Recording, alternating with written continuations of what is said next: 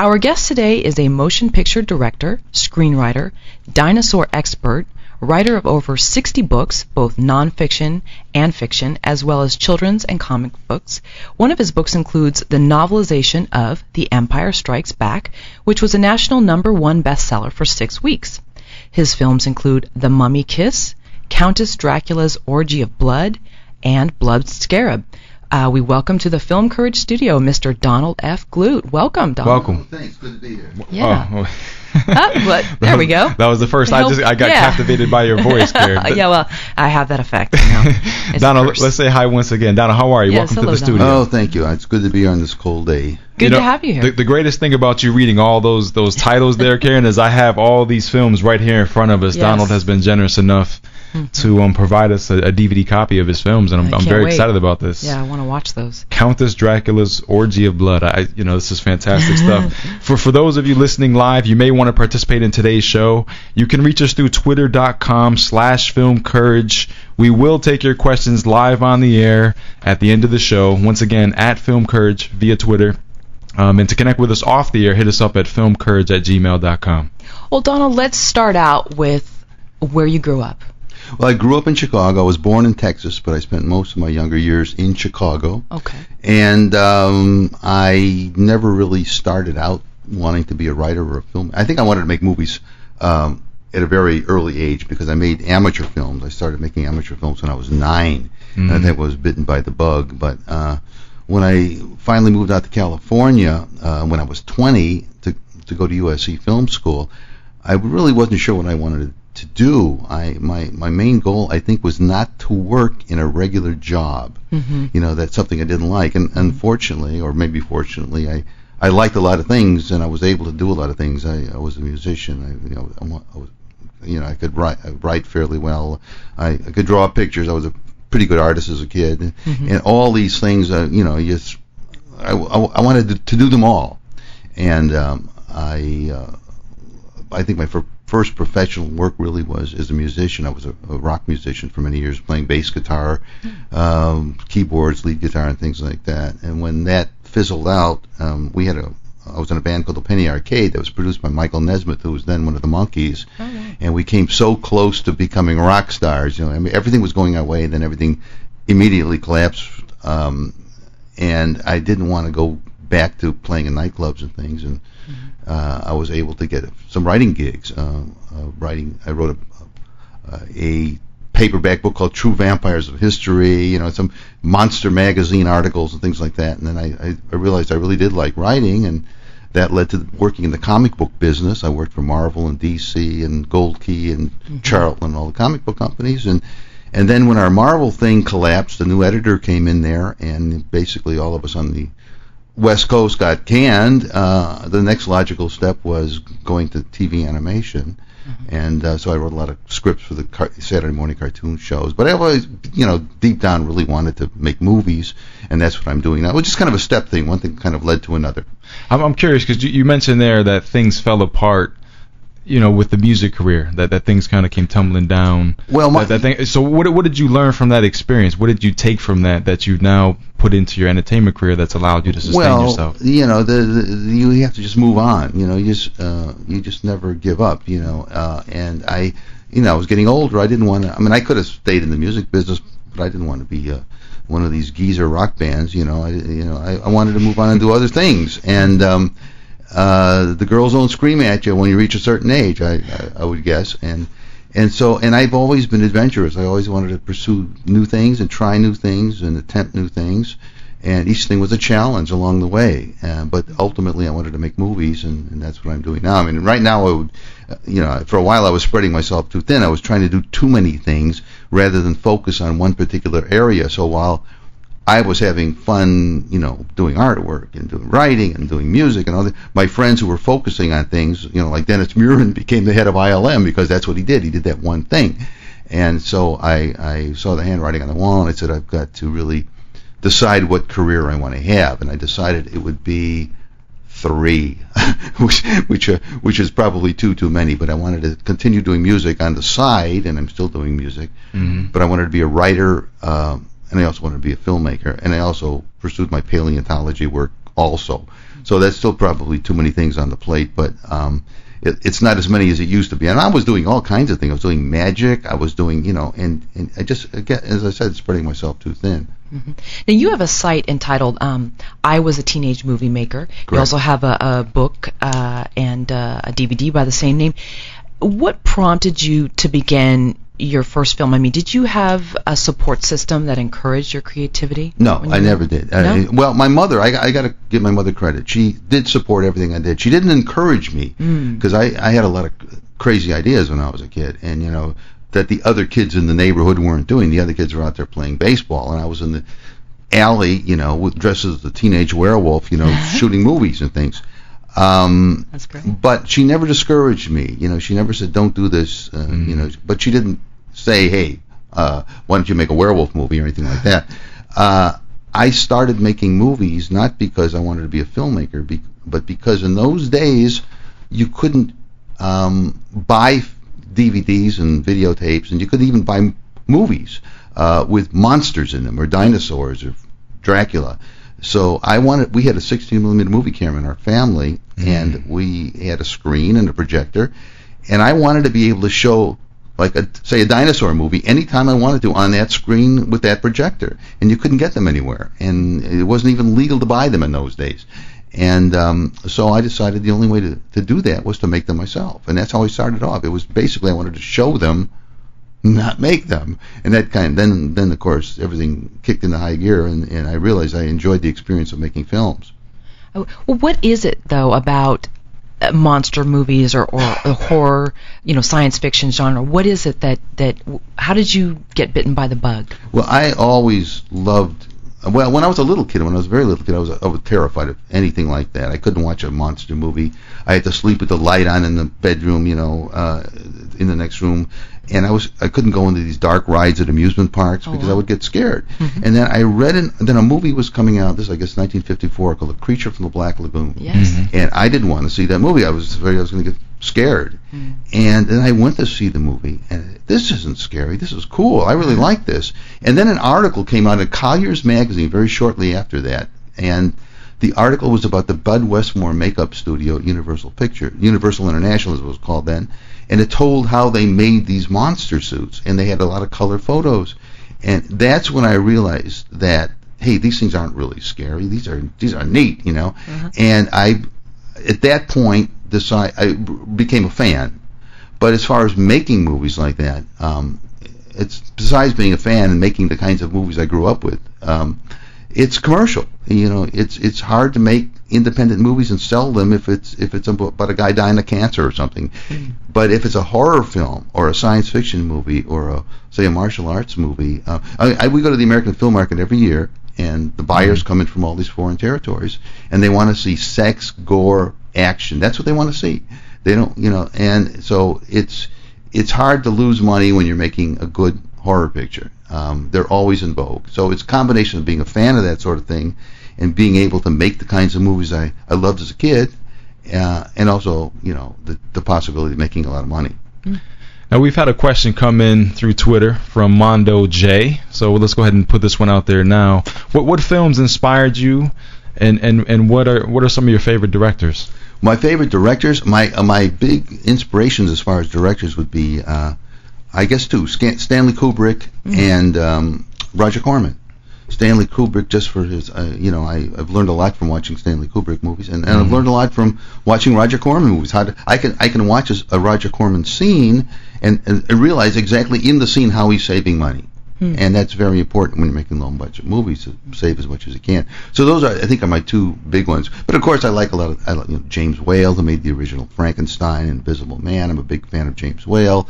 I'm a fan of Spencer G. Bennett, who directed serials and B-Western. So, but I think Corman and Kubrick are my two biggest influences.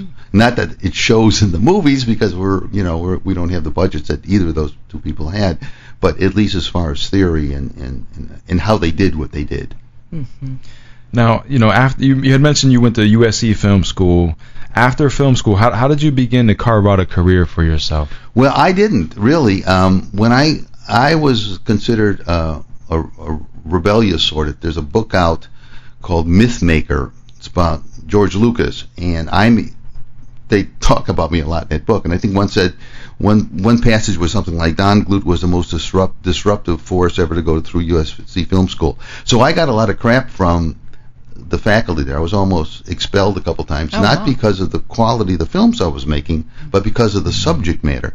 I made a Superman movie, and for one of my classes, and I got, I think, a D in the class, and I said to the instructor, why did I get this D?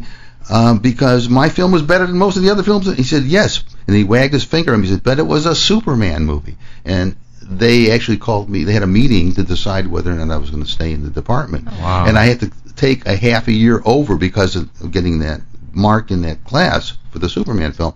And so I got very bitter about movie making in general when I left USC, and immediately an opportunity came up with this Mike Nesmith thing, and I went into the music business. And when I was a teenager, I really wanted to be a rock star. That was one of my main goals. I used to watch Elvis on the Dorsey Brothers TV show and on the Ed Sullivan show, and the Beatles and all those girls screaming. That's what I wanted, And so I figured, hey, I answered this ad at the Musicians Union bulletin board. I got in, I played the bass, I auditioned, and I got the gig, and I did that for several years after I got out of school. So I got a late start, and then when the music thing ended, I thought, well, I don't have any connections in the business. I don't know anybody in the business. I'm not going to get in because it was pretty much a closed shop in those days. Still is. And some writing opportunities that were dumped in my lap, and I went with that. So I became basically a writer for many, many years.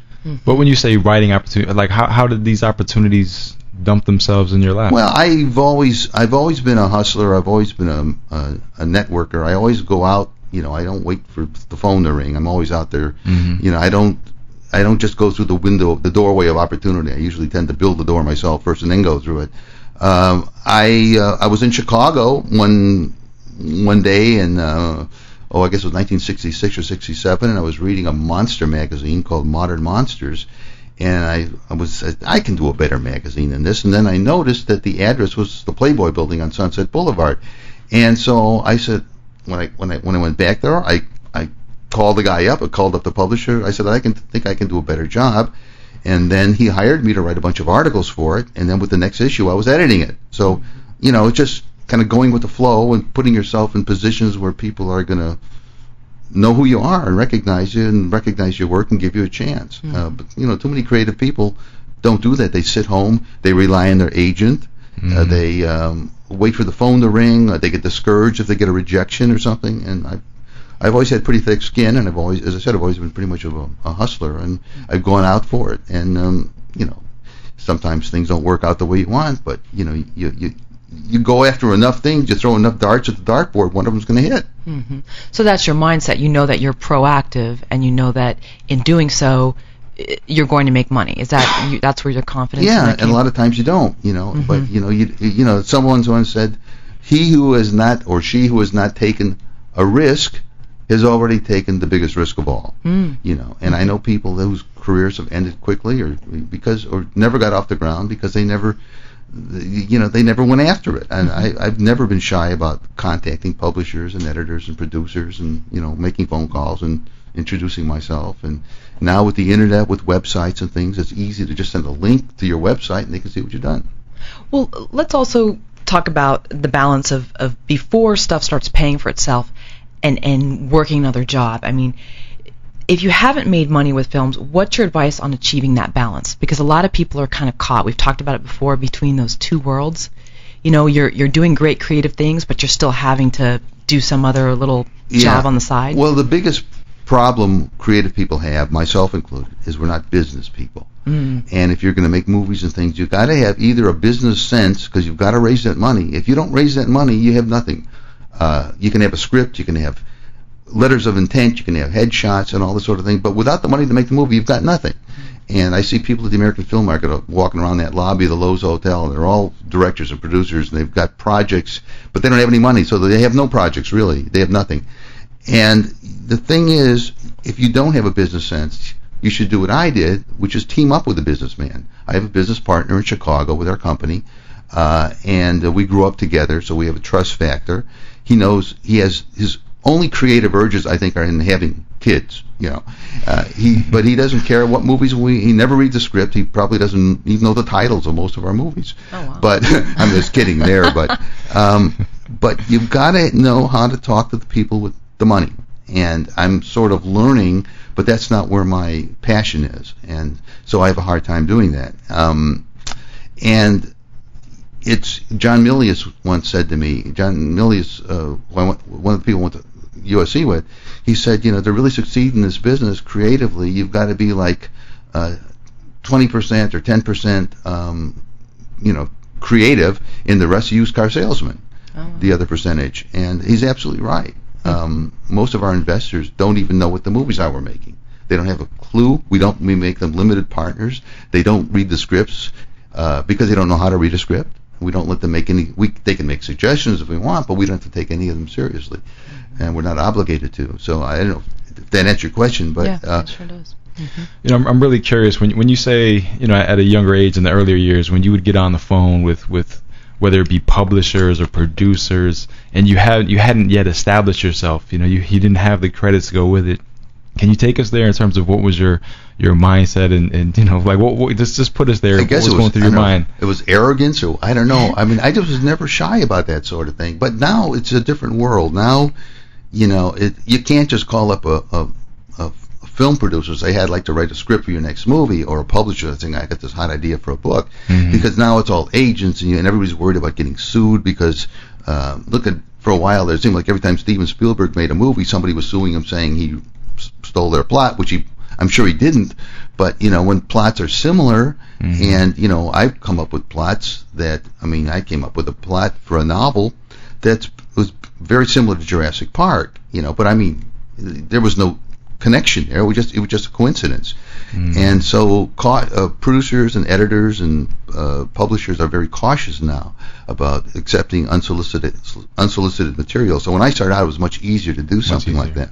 But once you get a reputation too, it's easier for people to take you seriously if you make a phone call or send an email. Now, with everything you've accomplished in your career, how much time and dedication has it required? For those listening, the amount of work that you've accomplished is amazing. I think it's 60 novels. It's about 65 novels. Well, that includes nonfiction books. And comic books as well. No, comic books are something else. These are just books with covers and. Comic books and the films that you've made. Literally, we could take up the whole show listing all of your credits. So how many hours would you say over the years goes into your standard work week? It's hard to say. I work all the time, and it's not. You can't just limit it to when you're behind that word processor or the typewriter, because if I go on a vacation. Vacation is a word I don't even have in my vocabulary. I'm working on the vacation. I'm on the airplane. I'm thinking of plots. When I'm trying to get to sleep, I'm thinking of plots. When I'm out on a date, which unfortunately gets me into trouble sometimes, I lose track of the conversation I'm having with the girl because my mind is thinking of some plot point I've got to work out in a story.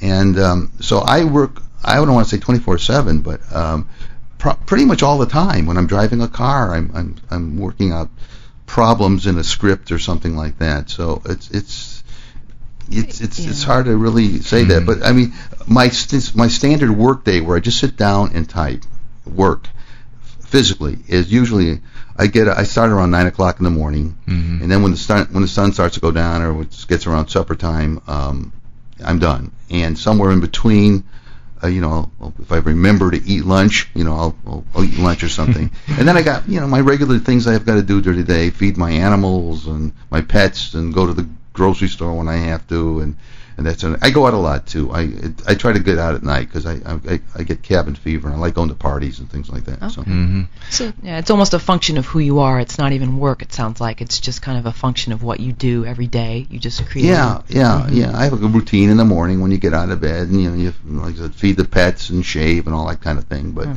But I used to work all that when years ago. I would work up until 2-3 in the morning, and I just don't like doing that anymore. Yeah, I just believe it's important to point out because so many people are looking for the shortcuts, like how do I have this kind of success, and not put in the time, not put in the effort, not put in the work. So that's why I was just curious to see with everything you accomplished to kind of hear you talk about that. But you got to remember, I love doing it. So to me, it's not work. It's like playing, getting paid for playing is what it is.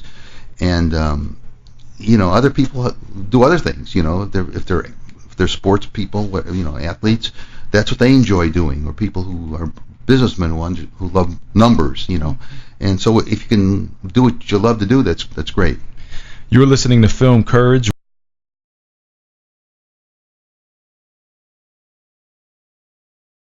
We are speaking with author and filmmaker Donald F. Glut. Now, Don, what are some of the elements you tend to put in all of your stories? Chainsaws, wooden stakes, silver bullets. No, I put dinosaurs in a lot of them. Uh-huh. I love the old monsters, so I try to use as many of the old classic monster icon figures, vampires, mummies, werewolves, Frankenstein's monster, that sort of thing. And I love dinosaurs and superheroes and that sort of thing. So, and a lot of them I don't take too seriously. There's always a little bit of humor in there somewhere. I mean, you might have to read between the lines or whatever. But I tend to, I never thought of myself as a comedy writer, but more and more humor seems to keep creeping into some of the things I do. And how do you structure your stories? Well, I usually, when I'm doing a script, I try to keep a 3-act structure. I figure if my script's going to be, let's say, 100 pages long, so it's 30-some pages per act. If I'm up to page 37 or 38 and I'm still in Act 1, then I stop usually and go back and start revising. And I'm pretty traditional in that sense. And I've written actually novels too using that 3-act structure. When I was writing comic books, it's a little bit different. When I was writing the horror comics and they had a punch ending, I would usually try to think of the ending first and then try to get a story to kind of lead up to it. The superhero stories were different because they were mostly continued, and I was just thinking of basic heroic plots. Villain needs this to accomplish, to get something with once he gets it, he can conquer the world. The hero's got to stop him and gets waylaid several times along the way. That's a pretty standard superhero plot. Mm-hmm. How many movies have you directed altogether? Well, feature-length, live-action movie, professional movies, I've done 6. We've done 6 now. And I've done some others and some documentary things and shorts and music videos. But as far as feature-length movies with with a plot and characters and everything, 6. And what has been the typical budget range of these 6 films? The most money we ever had was on our first. That was about $250,000. That was Dinosaur Valley Girls. The least amount of money I've ever had was $74,000. That was for Scarlet Countess. Okay. They generally come in around $110,000, $120,000. Okay. And have all of your movies, have they reached profits?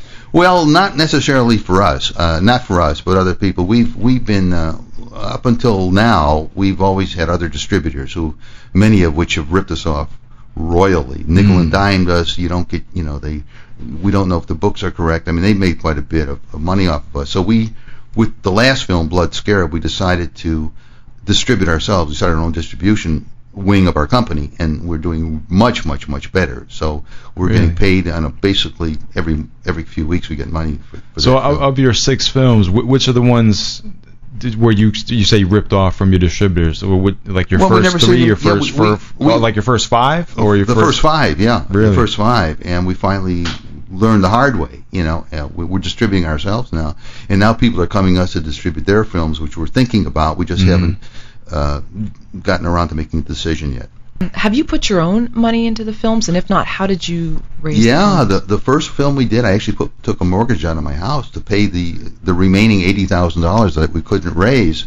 The last film, we had a premiere date in Chicago at the Music Box Theater. To commit to that date, and it was important to get a theatrical. I want to get a theatrical release, because once you get a theatrical release on your low-budget movie, it's like getting the stamp of approval on it. It enhances your other potential sales. It makes more people want to buy your DVD, that kind of thing. And but to commit to that date, and we had to commit to that date. I didn't know if management was going to change, and maybe they wouldn't want our movie, in another year. I had to get the movie, guarantee the movie would be finished, so I had to put all our post-production costs on a credit card, my personal credit card. And so that wasn't really my money, but all the money that came in for like the last couple of years has been going to pay this credit card off, which had 20% interest. So the bill never went down, and luckily we found another investor just a few weeks ago. We paid that off. So now we're basically at ground zero, clear playing field. We don't have to worry about paying that. It's not this albatross hanging over us anymore. Right. Sleep better now. Yeah, but I had put some money into some of the old films, and so my mother, my relatives and friends, and we all became investors. And but to try not to put your own money to it if you can avoid it. Mm-hmm. And with your first 5 films, have they broken even, and has the money come in, or we don't know to pay off those early debts that you took on? We really don't know, because we've had so many distribution problems. Sometimes you get a statement, and it's got a tremendous amount of money on the statement. How much money? Maybe it's $20,000, and we get $3,000 of it, and then they hold it back for 2 years, and we don't even see it for 3. This is the kind of things that we were dealing with, and nickel and diming us for putting a label on the shrink wrap. This is going to be another $300 or $400. And we find out what these things really cost to put out, and it's nowhere near that. So we have no idea how much is owed us. We actually took our first distributor to court. We sued him. We won the judgment.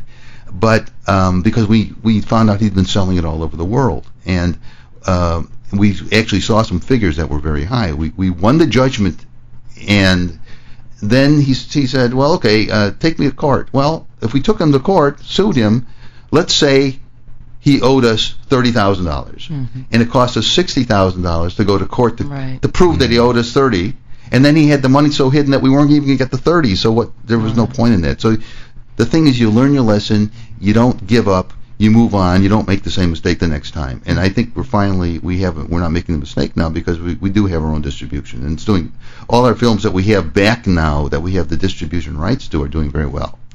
I mean, can we touch on that in terms of you not now getting into your own distribution company? How did that come about, and what has that process been like? Well, it was recommended. A friend of mine named William Winkler, who's also a director producer who makes independent films and did very well distributing his own films, explained the process to me. Most people now buy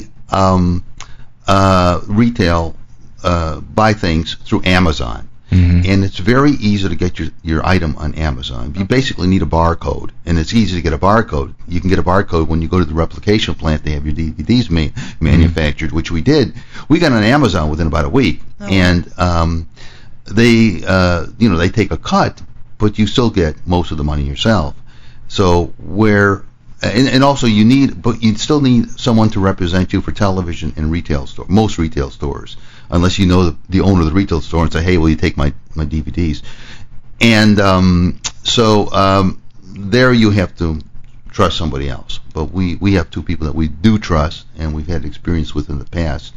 We're with Bruder Releasing for television, and we're with Tempe Entertainment for retail stores. And so but we have all the distribution for Amazon, for some of the catalogs, for selling on our website. That's all ours. So now, if we sell something, say, through our website, we get 100% of the money. If we sell through Amazon, we get 60%, whatever it is. When we were going through the other distributors, because there were several middlemen in between us and Amazon, we might get 10%, 20%, and then take you forever to collect that, and maybe that's not even the correct number. So now we are in charge of our own product, every phase of it, the artwork, everything. We are responsible for, and we know exactly where every penny is going and when every penny comes in. With all of your films, how have you distributed the films in terms of, have all of your films gone theatrical? Have they gone to DVD? Have they been on cable? Where have people seen your films? Well, they've been on television. Almost all of them have been on TV. We had a long run with Dinosaur Valley Girls on USA cable, and we had a long run with Mummy's Kiss. The first Mummy's Kiss movie played 2 years on Cinemax almost every week. We've also been on pay-per-view. We always think, though, that's always an extra bonus if we get a television sale or foreign sale. We usually think of them as going directly to video or DVD. But with the last one, we did this limited theatrical release, which was good. And now retroactively, we got several of our other movies limited theatrical releases. And again, each one now has that stamp of approval. And you have to four-wall the theater. You're not going to. Nobody's going to no major theaters are going to take a low-budget film anymore. You have to basically rent the theater yourself, because when people go into a movie theater and they're spending $10 or $12 just to walk through the door, forgetting about parking and popcorn if you got a date or a family or something, whatever, it costs you a fortune to go see a movie. People don't want to see a low-budget film. They want to get their money's worth. So you've got to have a zillion explosions, and Brad Pitt or somebody has to be in it, and it's got, you know, it's got all the CGI effects. So they're going to see blockbuster movies, and so we can't compete with that. So we're doing the four-wall thing where you rent the theater and then you split the box office with the theater owner.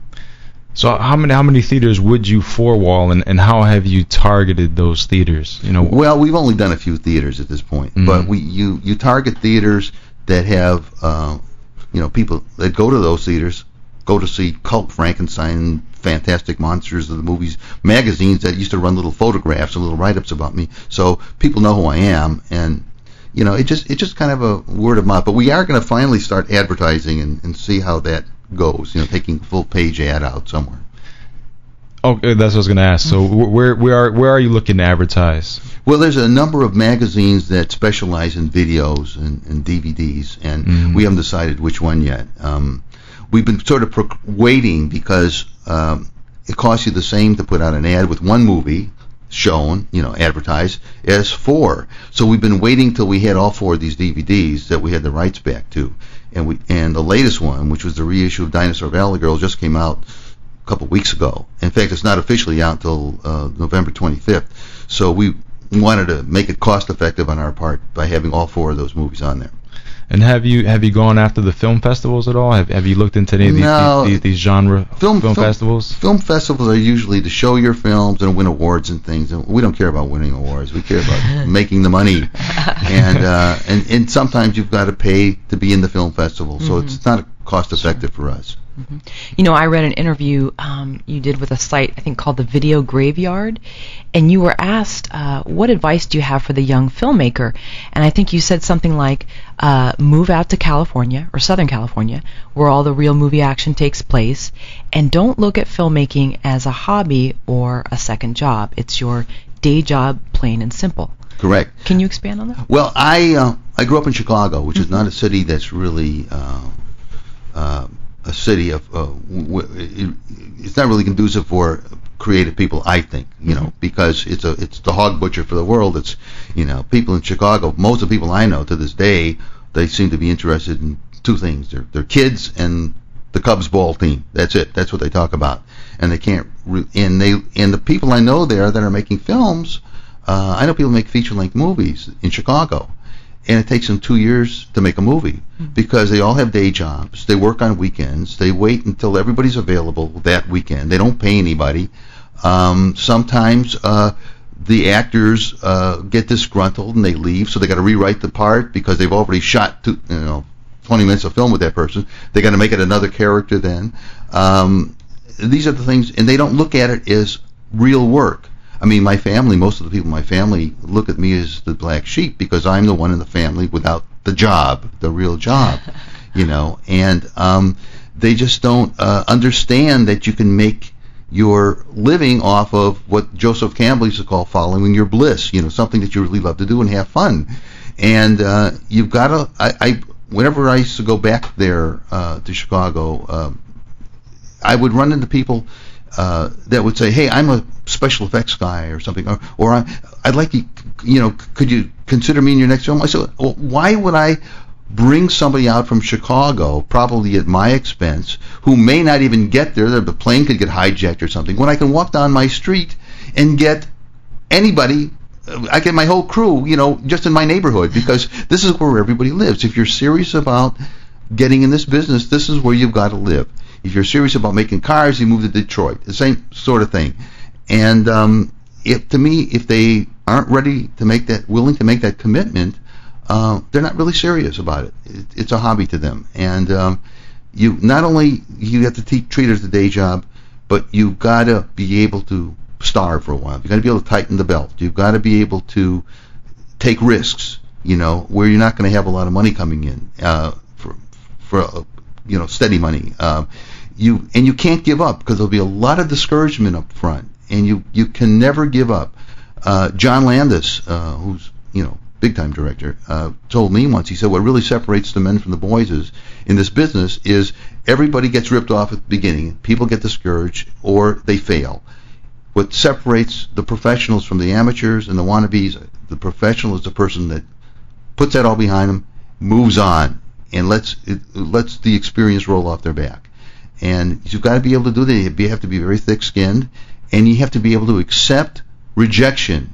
You can't let rejection get you all bummed out and shattered and depressed and everything, because you can be rejected for all kinds of strange things that have nothing to do with your ability, your self-worth, your talent. They used to tell me as a writer, when you send your manuscripts out, make sure they come in to the office that you're sending them to on a Tuesday or Thursday, because if they come in on a Monday, the person had just come back from a weekend and they're probably tired, and there's a huge stack that's piled up since Saturday or since the other Friday, and they don't have time to look at your stuff and give it the full value of their attention. If it comes in on a Friday, they're thinking about going home and relaxing. And so you try to get it to come in that middle time. But, I've rejected actors because they look too much like actors that are already in the cast. Or maybe the leading lady is 2 feet taller than the leading man. Or they both have red hair. Or crazy things like this. Or they remind you of the girlfriend you had an argument with that morning. And so you've got to, move on. You get rejected, you move on to the next thing. I love everything you're touching on here, Donald. I absolutely love it. Now you have had a life of and you've kind of touched on this. You've had a life of living out your boyhood dreams, which is a phenomenal thing. Can you just... I'm still doing it, yeah. How does that feel? Well, it's great. It's like it's like I said, like playing and getting paid for it, and it sort of keeps you younger in your attitudes and everything. It keeps you healthier, I think, physically, mentally. Some of my contemporaries, we had a high school reunion a year ago, and the first person that came in on a walker. I said, "Whoa, what's it?" And everybody hated their jobs, and they were retiring, and they so they could sit on the front porch and watch the flowers grow. Right. And I can't do that. I wanna die in the saddle. I wanna work till I drop. Because I love what I do. Besides working with some bad distributors, is there anything you would have done differently that you can give advice to people that haven't done it yet? Probably what I should have done, even though I was bitten by that rock and roll bug, I probably should have not been so bitter against school and my faculty, and immediately pursued the movie business like my contemporaries did, who all became a lot of them became very prominent people. Randall Kleiser, John Milius, the guy who made all those space movies, So I should have probably pursued it then instead of getting a start like 20 years later, because it really is a young person's business, and there's class action suits that some of the unions have against the industry about ageism and people being, after 35 years old can't get in the studio job, and it's absolutely true. So start when you're young if you can. That's your best chance of really getting in the business if you want to work for the studio system. I'm lucky because I'm my own boss and because I'm the producer, but I'm still making low budget movies. I'm not making $100 million movies, and I still got to raise the money myself. Fascinating. We just had a phone call come in, but they hung up, and I wasn't able to. It's hard because if we take phone calls here live on the air, it has to just come at the right moment. So whoever's trying to reach us, if you do have a question for Donald Glut, you can try again to call. We'll see if we get you on the air. You can also send a message to Twitter, and anyone that has any questions for Donald. Courage. Yeah, at Film Courage. I want to make sure that anyone listening, if they want to find your work, Donald, where are the places we can go to find your films and your books and everything? Well, if you go to my website, which is donaldfglut.com, there's pretty much links to everything that's available now where you can buy them. Mm-hmm. If you want to buy our movies, we have a website, frontlinefilms.com, which has a shopping gallery on there. You can also get them on Amazon. Amazon has pretty much everything I've done that's still in print. Love it. I love it. And and keep in mind, I'm probably going to say this again, but it's Donald F. Glut, but it's spelled Glut. Donald, do you have any final words? We're coming down to our last few minutes here. Do you have some more thoughts in terms of what you've been discussing here in the air? And just Well, I see so much talent go to waste because people don't pursue their talents and their dreams, and they take the easy way out. They get a job in their father's shoe store and they stay there working for the next 40 years. If you have a talent of something, whether it's writing, art, acting, sports, business, or whatever, you should really. My recommendation is that you pursue that and give it your best shot. Don't worry if it doesn't happen immediately. Give it some time.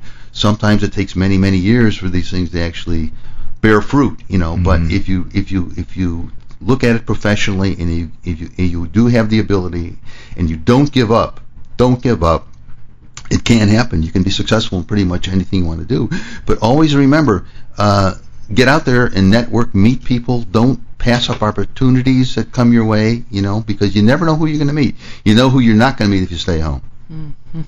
And we should mention that you have actually a speaking engagement this afternoon for those listening in Los Angeles. Any actors out there, I'm going to be speaking at 2 o'clock at a seminar for actors, giving a lot of good, solid, practical, tough love, looking in the eyes, straightforward advice about getting work in the business.